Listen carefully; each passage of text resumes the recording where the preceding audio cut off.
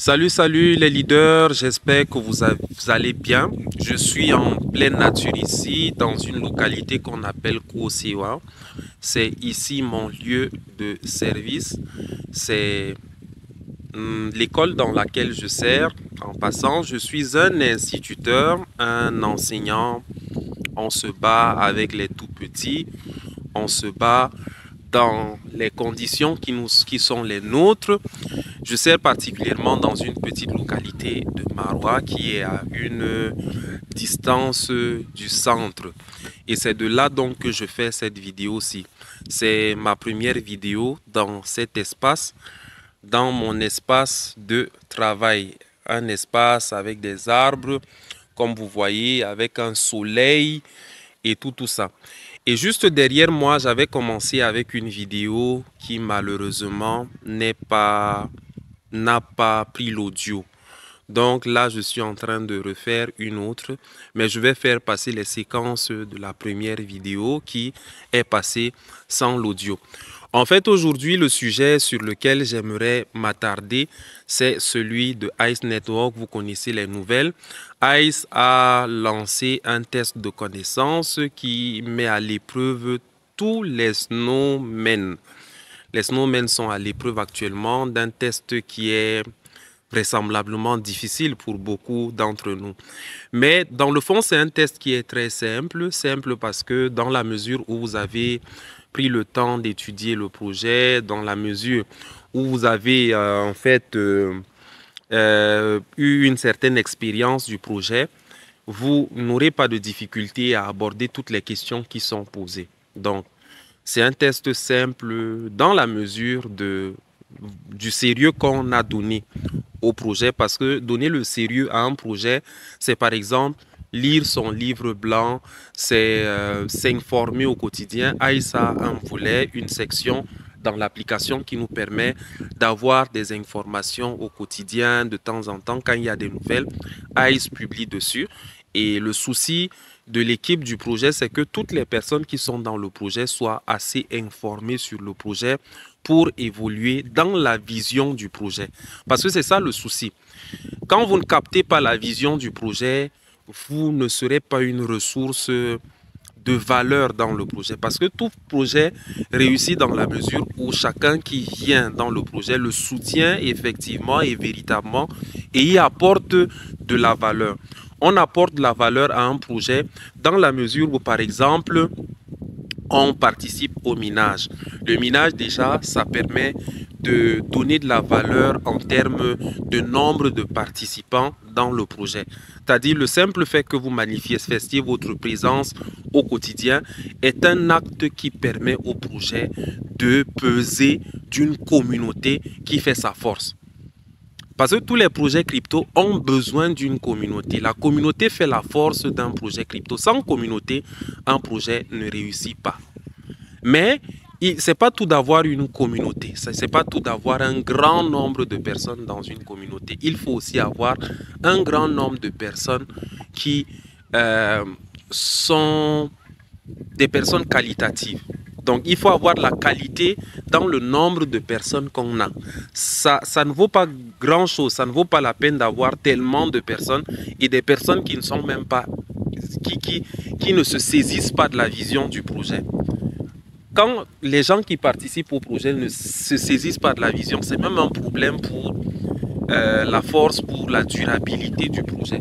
Le projet ne saurait réussir s'il n'y a pas autant de personnes qui sont vraiment bien informées sur le projet, qui sont soucieuses de soutenir la vision du projet sur le long terme. Derrière moi, j'ai mes élèves qui sont en train de passer.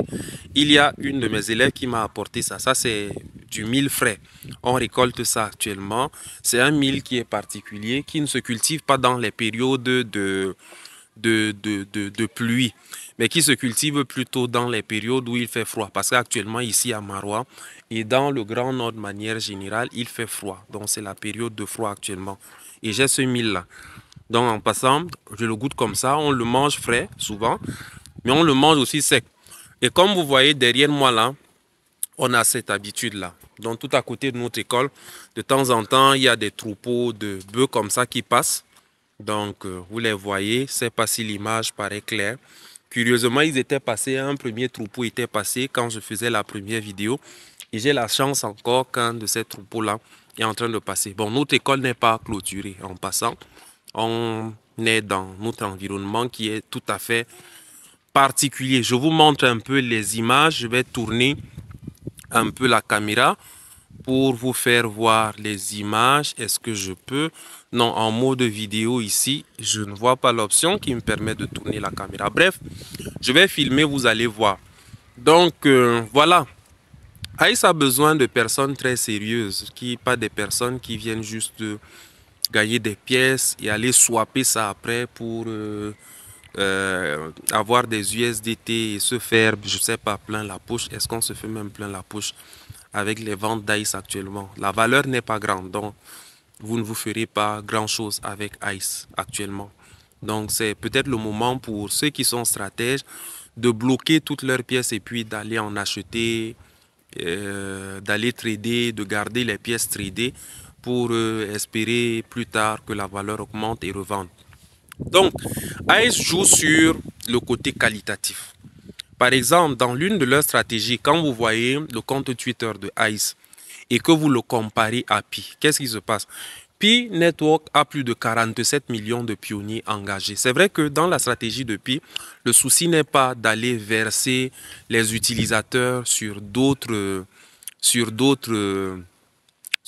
plateformes, sur d'autres réseaux sociaux. C'est ça en fait la stratégie de Pi.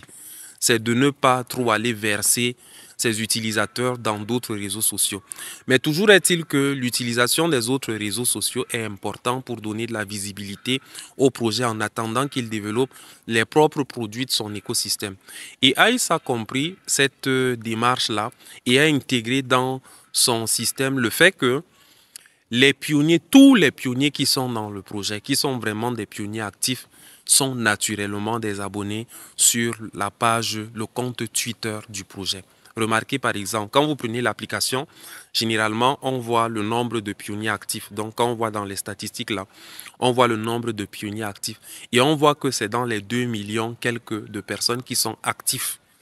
Et en même temps, ce sont ces mêmes personnes-là qu'on retrouve sur Twitter, qui sont tous des abonnés au compte Twitter de ICE et qui font donc des publications, des retweets de ICE de temps en temps sous la base des exigences que ICE, les obligations que ICE définit pour tous les snowmen dans le projet. Donc, c'est une des stratégies de ICE pour assurer la visibilité du projet. Et ICE nous encourage à être également sur tous les autres réseaux sociaux, que ce soit Facebook, TikTok, YouTube et tout ça. Et les communications de ICE sont régulières. Et beaucoup de communications tournent autour du fait que la préoccupation de ICE est que les gens comprennent la vision du projet et s'en saisissent et comprennent qu'ils doivent bâtir dans le projet sur le long terme et non juste faire dans le passif quelque temps et puis sortir du projet en vendant les pièces. C'est pas ça la vision de ICE. ICE veut des gens qui sont là, qui soutiennent le projet vraiment sur le long terme. Et nous, nous sommes là. On est là. Bon, après, d'aucuns vont se dire, est-ce que si je bloque mes pièces peut-être pour 5 ans, est-ce que je vais vivre les années à venir? Bon, si on ne vit pas, tant mieux. Est-ce que c'est un problème? Tout ce qu'on peut prier, c'est que, bon, on a eu 5 ans, il y a de cela quelques temps. Aujourd'hui, il y a 10 ans qui sont passés, il y a 20 ans qui est passé, il y a beaucoup d'années sont passées et nous sommes toujours là. Donc, la possibilité qu'on vive encore 50 ans devant est là. L'espérance de vie de tout un chacun, c'est au moins 80 ans ou 70 ans. Mais pour ceux qui sont engagés dans les cryptos actuellement, là, leur espérance de vie, on peut peut-être même l'estimer à, on va dire, 90 ans. Hein. Bon, ça dépend. Ça dépend. Bon, après, c'est Dieu qui décide. Chacun prend soin de sa santé. Chacun prendra des dispositions pour évoluer d'une certaine façon. Mais il est clair que tous ceux qui sont dans le domaine des cryptos prendront véritablement aussi bien soin de leur santé de manière à pouvoir avoir une certaine longévité. Donc, avec le projet AIS, on est donc sur du long terme. Il faudra construire progressivement et donner de la valeur au projet. Et là, le projet a donc besoin de gens qui s'informent, qui utilisent l'application, les applications, tout en comprenant de quoi il est question, qui ont des pièces tout en comprenant à quoi vont servir ces pièces-là, qui évoluent dans le projet tout en saisissant de quoi il est véritablement question, de manière à le promouvoir, de manière à faire en sorte qu'il prenne du poids dans le temps. Donc c'est ça, ICE est dans une démarche assez particulière et il faut la comprendre. Il faut qu'on se saisisse de cela et ça va aller. Donc pour tous ceux qui ont des difficultés actuellement, il y en a qui ont déjà passé le test, qui ont échoué. Ne vous inquiétez pas, ne vous dérangez pas, vous aurez la possibilité de refaire ça. Considérez que vous avez comme échoué le bac et la possibilité de repasser l'épreuve vous sera encore présentée. Il faut juste attendre que la core team du projet relance votre session. Ça va passer, les comptes seront débloqués. On a besoin de monde dans le projet. Quand on a raté un premier test, on a compris les questions. On aura l'occasion de repasser plus tard. Donc, j'ai dit beaucoup de choses. J'espère avoir dit de l'utile, de l'informatif, du qualitatif, parce que ICE veut le qualitatif. ICE veut de l'informatif, du bon, du fort, du long terme et tout ça. Donc, je suis là avec mon 1000. Vous allez peut-être goûter ça un jour. En tout cas, c'est pas si chez vous.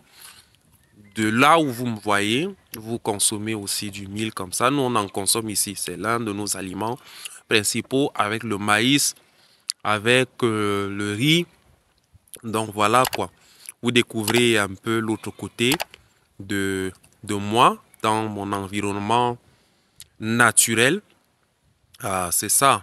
C'est ça. Donc, bon minage à tous les pionniers. C'est une vidéo assez particulière comme ça. Bon minage, beaucoup de courage à tous les pionniers, beaucoup de courage à tous les snowmen. Allez-y doucement. On a 14 jours pour passer le QIC de ICE, pour passer le test de connaissance de ICE. Donc, il faut le passer. Il faut se préparer à bien le passer. Moi-même, je suis dans la même démarche. Je vais prendre du temps pour m'y préparer et on le passera tous bien. On est ensemble, votre serviteur, théologien Simansou.